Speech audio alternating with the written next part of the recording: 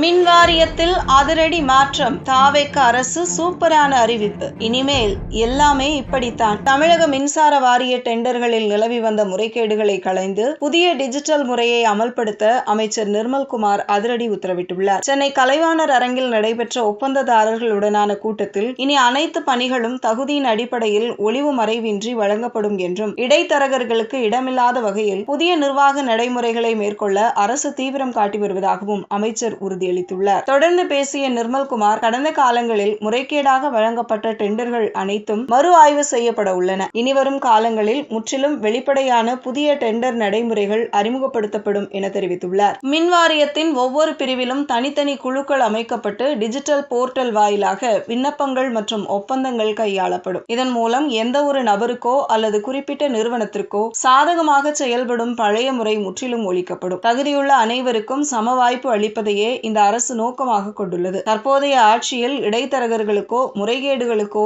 எந்த விதமான இடமும் இல்லை. அனைத்து ஒப்பந்ததாரர்களுக்கும் தகுதியான அடிப்படையின் மட்டுமே ஒளிவு மறைவற்ற முறையில் டெண்டர்கள் வழங்கப்படும். மின்வாரியத்தின் நிர்வாகத்தை ஊழலற்றதாக மாற்றுவதில் அரசு உறுதியாக உள்ளது என்று அமைச்சர் நிர்மல்குமார் திடமான நம்பிக்கையை தெரிவித்தார். இந்த புதிய சீர்திருத்தங்கள் மின்வாரியத்தின் செயல்பாட்டில் மிகப்பெரிய மாற்றத்தை ஏற்படுத்தும் என்று எதிர்பார்க்கப்படுகிறது.